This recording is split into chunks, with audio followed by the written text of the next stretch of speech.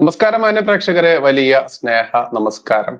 എങ്ങനെയാണ് നമ്മൾ അവരെ അഭിസംബോധന ചെയ്യേണ്ടത് എന്നറിയില്ല.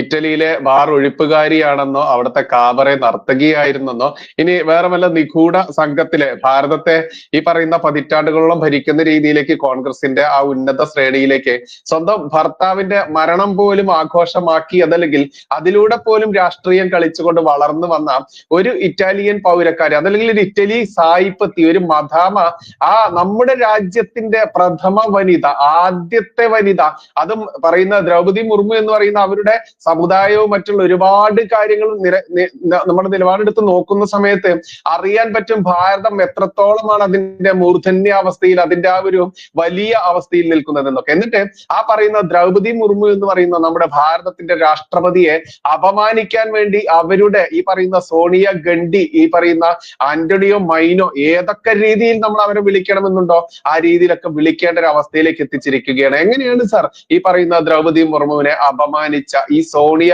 ഗാന്ധി എന്ന് പറയുന്ന ഈ മദാമയുടെ, ഈ സായിപ്പത്തിയുടെ ഈ ഒരു നിലപാടിനെ സാർ കാണുന്നു? ഇത് കേവലം ഒരു അബദ്ധം പറ്റിയതായിട്ട് ഞാൻ കാണുന്നില്ല. കാരണം സോണിയ ഗാന്ധിയുടെ പ്രതികരണം, ആ പ്രതികരണത്തിന് ശേഷം രാഹുൽ ഗാന്ധിയുടെ പ്രതികരണം, അതിനുശേഷം പ്രിയങ്കയുടെ പ്രതികരണം, ഈ മൂന്ന് പേരുടെയും പ്രതികരണം സമാനമായിരുന്നു. അതിൽ നിന്ന് ഒരു കാര്യം വ്യക്തമാണ്: സ്വന്തം പാർട്ടി പ്രസിഡന്റിനെ തങ്ങളുടെ ആസ്ഥാനത്തിന്റെ ഉദ്ഘാടനത്തോടനുബന്ധിച്ച് നടന്ന ചടങ്ങിൽ കസേരയിൽ നിന്ന് എഴുന്നേൽപ്പിച്ച് സ്റ്റേജിൽ നിന്ന് ഇറക്കി വിട്ട് അവിടെ കയറി ഇരുന്നപ്പോൾ അതൊരു പാർട്ടി കാര്യമല്ലേ, നമ്മൾ എന്തിനാ അഭിപ്രായം പറയുന്നത് എന്ന് കരുതി. പക്ഷേ ആ ഒരു സംസ്കാരം അല്ലെങ്കിൽ സംസ്കാര ശൂന്യത നമ്മുടെ പ്രഥമ വനിതയായ രാഷ്ട്രപതിയോട് കാണിച്ചപ്പോൾ നമുക്ക് പ്രതികരിക്കാതിരിക്കാൻ വയ്യ. ഇത് കൃത്യമായിട്ടും ഉള്ള ഒരു വർണ്ണവിവേചനമാണ്, അധസ്ഥിത വർഗത്തോടുള്ള അങ്ങേയറ്റത്തെ അപരാധമാണ്, നിന്ദയും പുച്ഛവുമാണ് അവർ പരസ്യമായി പ്രകടിപ്പിച്ചത്. എന്നാൽ മാന്യതയുള്ള ആരെങ്കിലും ആണെങ്കിൽ അപ്പോൾ പറയേണ്ടത്, ഞാൻ അങ്ങനെയല്ല ഉദ്ദേശിച്ചത്, എൻ്റെ വാക്കുകളിൽ എന്തെങ്കിലും വിഷമം തോന്നിയാൽ ഞാൻ ഖേദിക്കുന്നു, മാപ്പ് ചോദിക്കുന്നു. അങ്ങനെ പറഞ്ഞില്ല. അല്ലെങ്കിൽ പ്രതിപക്ഷ നേതൃസ്ഥാനത്തിരിക്കുന്ന രാഹുൽ ഗാന്ധി, അദ്ദേഹത്തിന് വേണമെങ്കിൽ തിരുത്താമായിരുന്നു. പ്രതിപക്ഷ നേതാവ് എന്നുള്ള നിലയിൽ എന്റെ പാർട്ടിയിൽപ്പെട്ട ഒരു MP, അതെന്റെ അമ്മയാണെങ്കിൽ പോലും, ചെയ്തത് ആർക്കെങ്കിലും വേദന ഉണ്ടാക്കിയെങ്കിൽ ഞാൻ അതിന് മാപ്പ് ചോദിക്കുന്നു, മാന്യമാകുമായിരുന്നു. ഇനി അതിനുള്ള വിവരം അദ്ദേഹത്തിനില്ല എങ്കിൽ അദ്ദേഹത്തിന്റെ സഹോദരി പ്രിയങ്ക പറയുമ്പോഴെങ്കിലും ഞാൻ എൻ്റെ മാതാവിനെ പോലെ കരുതുന്ന ആളാണെന്നൊക്കെ പറഞ്ഞിട്ട് അവർക്ക് ഭംഗിയായിട്ട് അത് കൈകാര്യം ചെയ്യാമായി. അവരും ചെയ്തു. അപ്പോൾ ഈ മൂന്ന് പേരും ഒരേപോലെ ഉള്ള നിലപാടിലാണ് എന്നിത് വ്യക്തമാണ്. അതായത് ആ പാവപ്പെട്ട സ്ത്രീ എന്നുള്ള ഒരു പുവർ ലേഡി എന്നുള്ള പരാമർശം ആരെക്കുറിച്ചാണ്? ഏതെങ്കിലും ഒരു പ്രതിപക്ഷ അല്ലെങ്കിൽ ഭരണപക്ഷ MP യെക്കുറിച്ചോ മന്ത്രിയെ കുറിച്ചാണെങ്കിൽ പോലും അത്ര തരം താഴ്ന്ന രീതിയിലുള്ള ഒരു പരാമർശം പാടില്ല.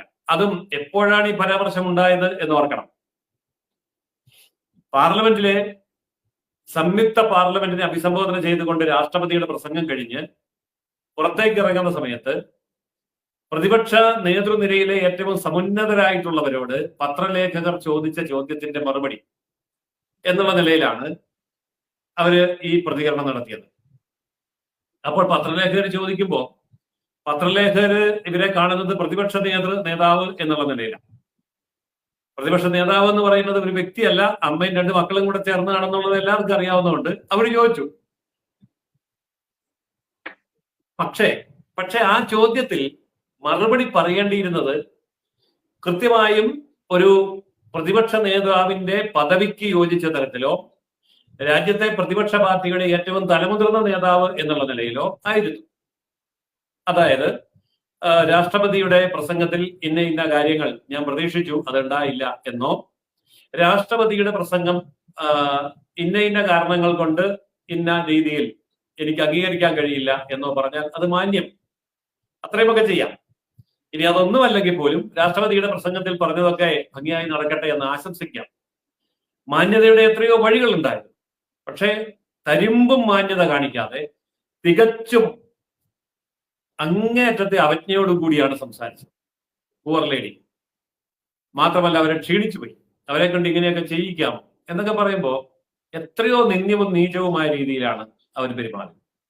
എന്നാൽ മകൻ സംസാരിക്കുമ്പോൾ ഒരു പടി കൂടി കടന്ന് ബോറൻ പ്രസംഗം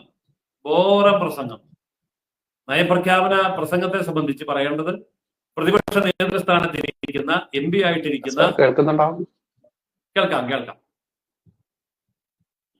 പ്രതിപക്ഷ നേതൃസ്ഥാനത്തിരിക്കുന്ന MP ആയിട്ടിരിക്കുന്ന ഒരു ജനപ്രതിനിധി, രാജ്യത്തെ ക്യാബിനറ്റ് റാങ്കുള്ള ഒരു വ്യക്തി ആ രീതിയിൽ പ്രതികരിക്കാൻ പാടില്ല. ഇനി അതും പോട്ടെ, ആ വ്യക്തിയെ സംബന്ധിച്ചിടത്തോളം നമുക്ക് എല്ലാവർക്കും അറിയാം അദ്ദേഹത്തിന്റെ നിലവാരം. അപ്പോ ആ നിലവാരവും കടന്ന് പ്രിയങ്കയിലേക്ക് വന്നപ്പോ പ്രിയങ്ക എന്താ പറഞ്ഞതെന്നറിയോ? അവര് മാപ്പ് പറയട്ടെ, എന്റെ അമ്മ തെറ്റ് ചെയ്തിട്ടില്ല, എന്റെ സഹോദരൻ തെറ്റ് ചെയ്തിട്ടില്ല, പിന്നെ ഇവര് തെറ്റ് ചെയ്തു എന്ന് പറയുന്ന ആൾക്കാർ അവര് മാപ്പ് പറയട്ടെ. അപ്പോ ഈ 3 പേരുടെയും സംസ്കാരം, അവരുടെ കുടുംബ സംസ്കാരം, അവരുടെ വംശഗുണം, അവരുടെ പെഡിഗ്രി, അവരുടെ കൾച്ചർ ഒന്ന് തന്നെയാണ് എന്ന് ബോധ്യമായി, ഈ രാജ്യത്തിന് ബോധ്യമായി. ഏറ്റവും ലജ്ജിച്ച് തലതാഴ്ത്തേണ്ട ഒരു സന്ദർഭമാണ് ഇന്ത്യ ചരിത്രത്തിൽ ഇപ്പോൾ സംഭവിച്ചത്. ഇതിനെ ലഘൂകരിക്കാൻ വേണ്ടി സ്വന്തം പാർട്ടി നേതാക്കൾ അവർ പോലും മുന്നോട്ട് വന്നില്ല എന്നുള്ളതാണ് അതിന്റെ ഒരു പ്രത്യേകത. വേണമെങ്കിൽ പാർട്ടി പ്രസിഡന്റ് ഖാർഗെ, അദ്ദേഹം വളരെ സീനിയറാണ്, അദ്ദേഹവും മുർമുവിനെ പോലെ തന്നെ അത്ര ആദിവാസി അല്ല എങ്കിൽ പോലും പിന്നോക്ക വിഭാഗത്തിൽ നിന്നാണ്. അപ്പോൾ ആ സഹോദരിയെ ചേർത്ത് നിർത്താൻ വയോവൃദ്ധനായിട്ടുള്ള പാർട്ടി പ്രസിഡന്റിന് മല്ലികാർജുന ഖാർഗെയ്ക്ക് ഒരവസരം ഉണ്ടായിരുന്നു. പക്ഷെ അദ്ദേഹത്തിനും അതിനുള്ള കരുത്തുണ്ടായില്ല. കാരണം പാദസേവ ചെയ്ത് കിട്ടിയ ഒരു പദവിയാണല്ലോ പാർട്ടി പ്രസിഡന്റ് സ്ഥാനം. അപ്പോൾ അവിടെ നിന്ന് അത് കൂടുതലൊന്നും പ്രതീക്ഷിക്കാനില്ല. ഏതായാലും ഇന്ത്യൻ രാഷ്ട്രീയത്തിന്റെ, പ്രതിപക്ഷ രാഷ്ട്രീയത്തിന്റെ, കോൺഗ്രസ് രാഷ്ട്രീയത്തിന്റെ ഏറ്റവും വലിയ അപജയമാണ് നമ്മൾ ഇവിടെ കണ്ടത്.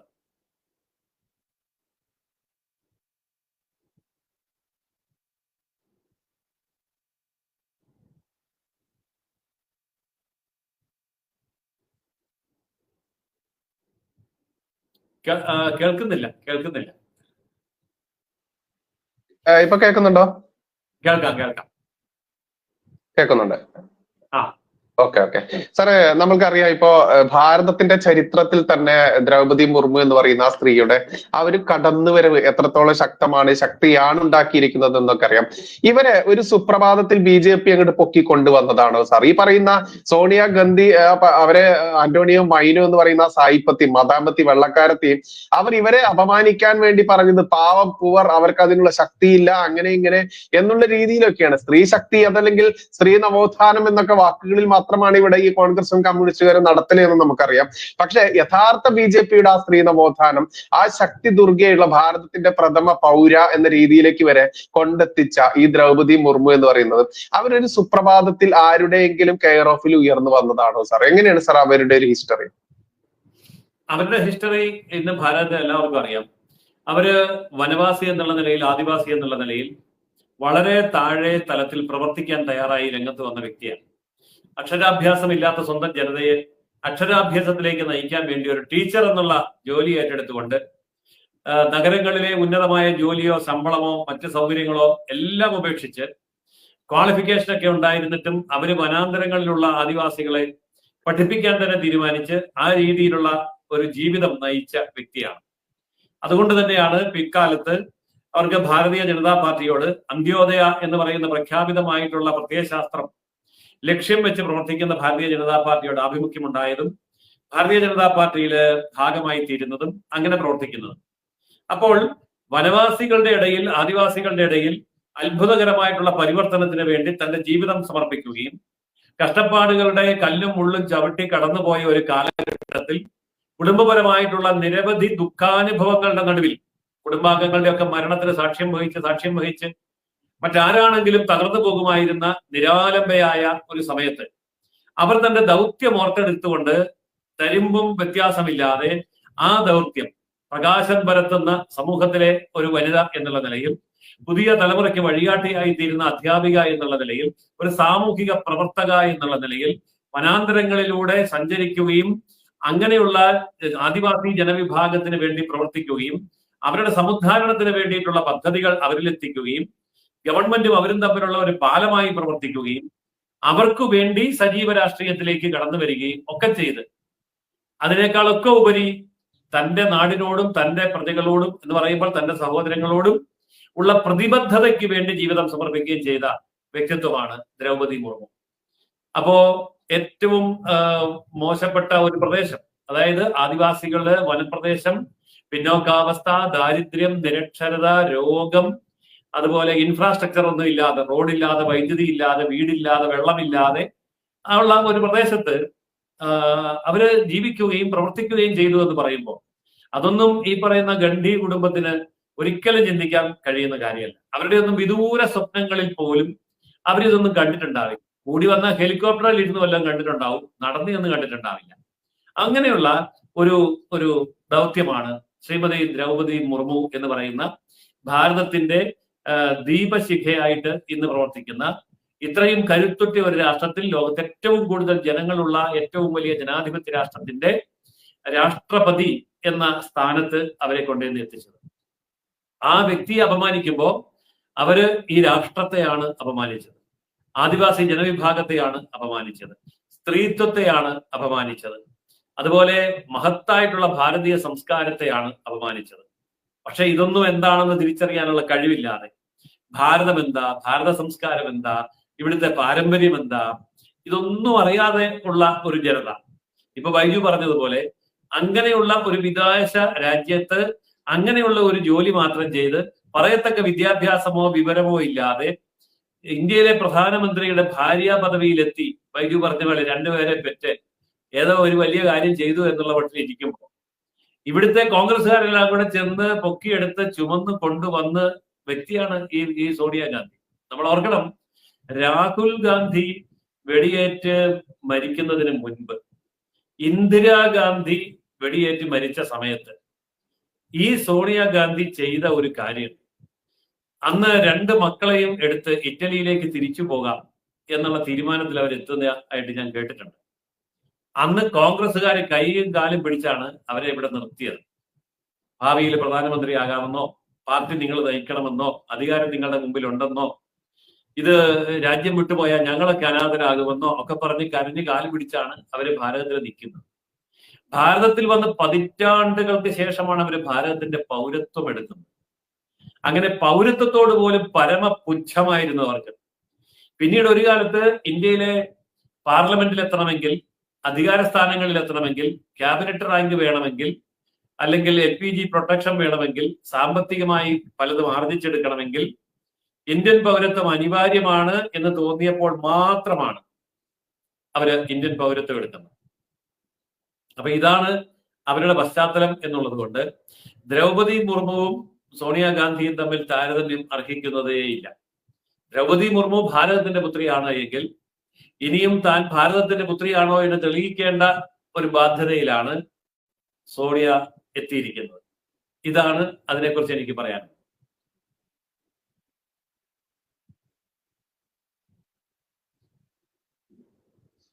ഓക്കെ, നെറ്റില് വലിയ പ്രശ്നം നേരിടുന്നുണ്ട് സാർ. ഓക്കെ, മറ്റൊരു കാര്യമാണ് സാർ, നമ്മൾക്കറിയാം കോൺസ്റ്റിറ്റ്യൂഷൻ, ഭാരതത്തിന്റെ ഭരണഘടനയുടെ സംരക്ഷകൻ എന്നൊക്കെയാണ് ഇപ്പോ ഡിങ്കൻ എന്ന് പറയുന്ന കഥാപാത്രത്തെ പോലെ നമ്മുടെ ഈ പറയുന്ന ഗണ്ടിമോൻ ഏറ്റെടുത്തിരിക്കുന്നത്.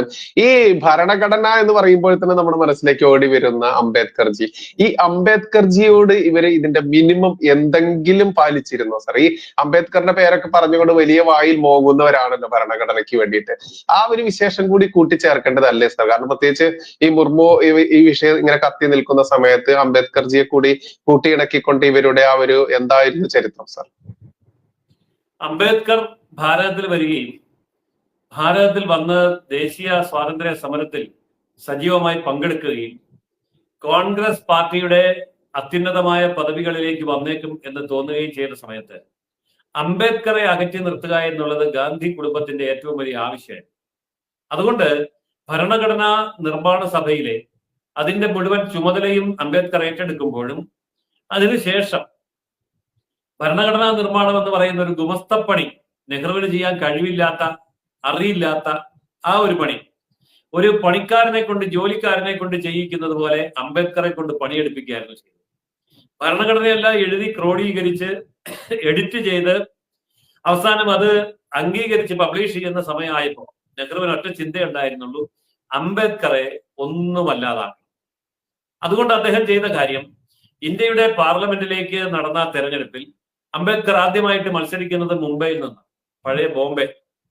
ആ ബോംബെയില് അംബേദ്കറെ പരാജയപ്പെടുത്താൻ വേണ്ടിയിട്ടുള്ള അശ്രാന്തമായ പരിശ്രമമാണ് നെഹ്റുവിന്റെ ഭാഗത്ത് നിന്നുണ്ടായത്.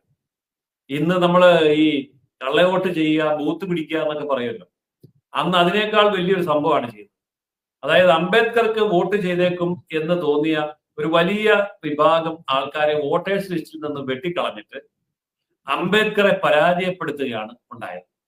ഇത് ഇന്ത്യ ഞെട്ടിച്ച ഒരു കാര്യമാണ്. നെഹ്റു മുന്നിട്ടിറങ്ങി പൊതുയോഗങ്ങളിൽ സംസാരിച്ചു, ജനങ്ങളോട് സംസാരിച്ചു, അംബേദ്കറെ പരാജയപ്പെടുത്താൻ ആഹ്വാനം ചെയ്തു.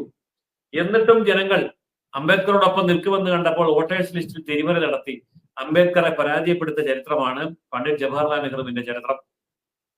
എന്നിട്ടോ മുംബൈയിൽ പരാജയപ്പെട്ട അംബേദ്കർ കൽക്കട്ടയിൽ നിന്ന് മത്സരിക്കണമെന്ന് ആവശ്യപ്പെട്ടുകൊണ്ട് കൽക്കട്ടയിലെ തെരഞ്ഞെടുക്കപ്പെട്ട ഒരു പാർലമെന്റ് മെമ്പർ രാജിവെച്ച ഒഴിവിൽ, ആ ഒഴിവിൽ നിന്നുകൊണ്ടാണ് അദ്ദേഹത്തെ തെരഞ്ഞെടുത്ത് പാർലമെന്റിലേക്ക് അയക്കുന്നത്.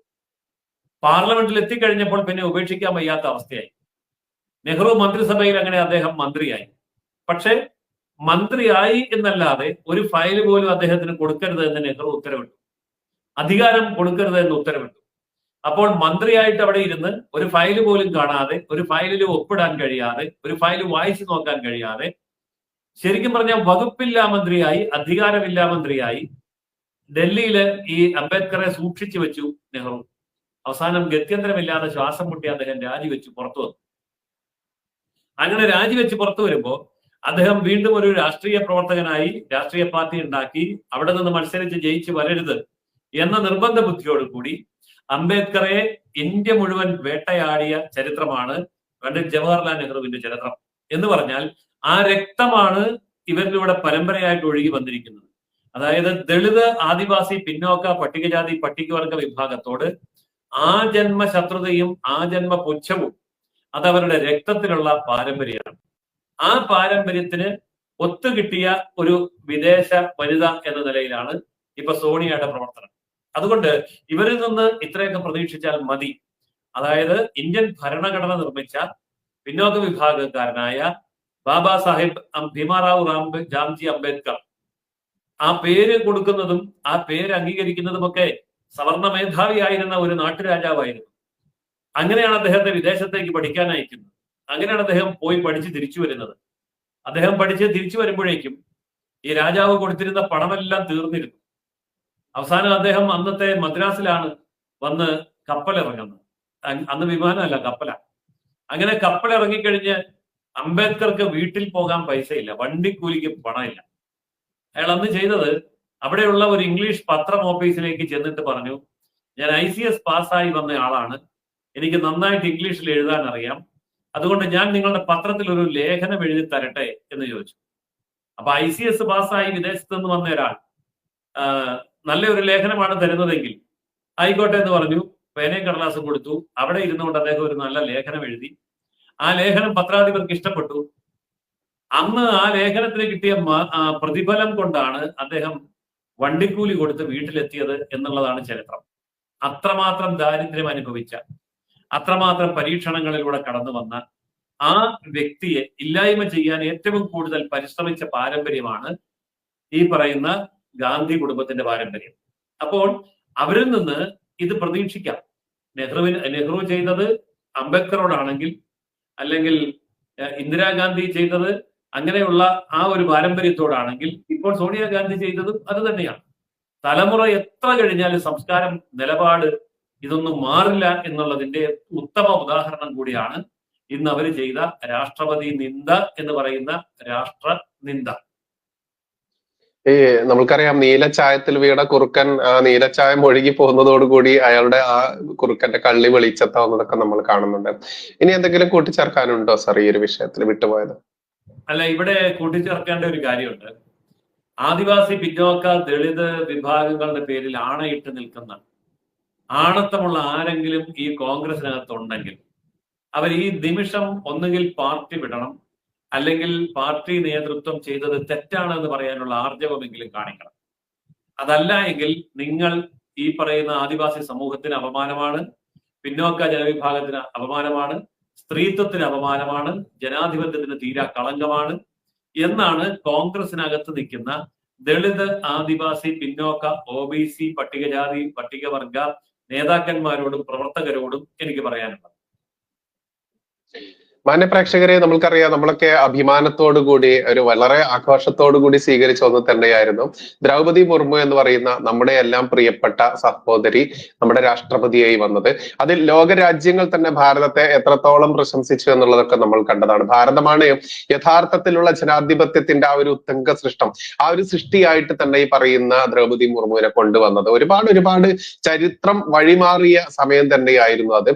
അതിനെപ്പോലും പുച്ഛിച്ചുകൊണ്ട് താൻ വെറും ഒരു സായിപ്പത്തിയാണ്, വെറും ഒരു മദാമത്തിന്നെയാണ്, വെള്ളക്കാരി മാത്രമാണ്, എന്റെ മനസ്സിൽ ഇന്നും ആ വെള്ളക്കാരുടെ മനസ്സിൽ അവശേഷിച്ചിട്ടുണ്ടായിരുന്ന ആ പറയുന്ന അടിമത്ത മനോഭാവത്തോടെ തന്നെയാണ് ഓരോ ഭാരതീയനെയും കാണുന്നത്. അത് ഭാരതത്തിന്റെ രാഷ്ട്രപതി ആയാൽ പോലും ഞാൻ അങ്ങനെയേ കാണുകയുള്ളൂ എന്ന ധാർഷ്ട്യത്തോടെ, ധിക്കാരത്തോടെ, അഹങ്കാരത്തോടെ പച്ചയ്ക്ക് പറഞ്ഞിട്ടുള്ള ഈ സോണിയ ഗണ്ഡി എന്ന് പറയുന്ന, അന്റോണിയോ മൈനോ എന്ന് പറയുന്ന ഇറ്റലിക്കാരി ബാർ ഡാൻസുകാരിയെ പച്ചയ്ക്ക് തുറന്നു കാണിക്കേണ്ടത് ഓരോ ഭാരതീയന്റെയും ഉത്തരവാദിത്തമാണ് എന്ന് വീണ്ടും എടുത്ത് പറയുകയാണ്. ഇന്നത്തെ സെഷനിൽ നെറ്റിൽ ഒരുപാട് പ്രശ്നങ്ങൾ വന്നത് കൊണ്ട് എത്രത്തോളം അത് ഡിസ്പ്ലേയിൽ വന്നു എന്ന് എനിക്കറിയില്ല. എന്നിരുന്നാലും എല്ലാ കാര്യങ്ങളും ജയസൂര്യൻ സാർ വിശദീകരിച്ചു എന്ന ആ ഒരു വിശ്വാസത്തോടെ ആ കുംഭമേള കഴിഞ്ഞ് ഇന്ന് രാവിലെ വന്നതേ ഉള്ളൂ. അതിന്റെ ക്ഷീണമൊക്കെ ഉണ്ട്. എന്നിരുന്നാലും ഒരു ലൈവ് സെഷൻ വെക്കാന്ന് പറഞ്ഞതാണ് നമ്മുടെ പ്രിയപ്പെട്ട ദ്രൗപദി മുർമു. അവരെ അപമാനിച്ചത് കണ്ടുകൊണ്ടിരിക്കാൻ പറ്റാത്തത് കൊണ്ട് മാത്രമാണ് ഇന്നൊരു ലൈവ് സെഷൻ വെച്ചത്.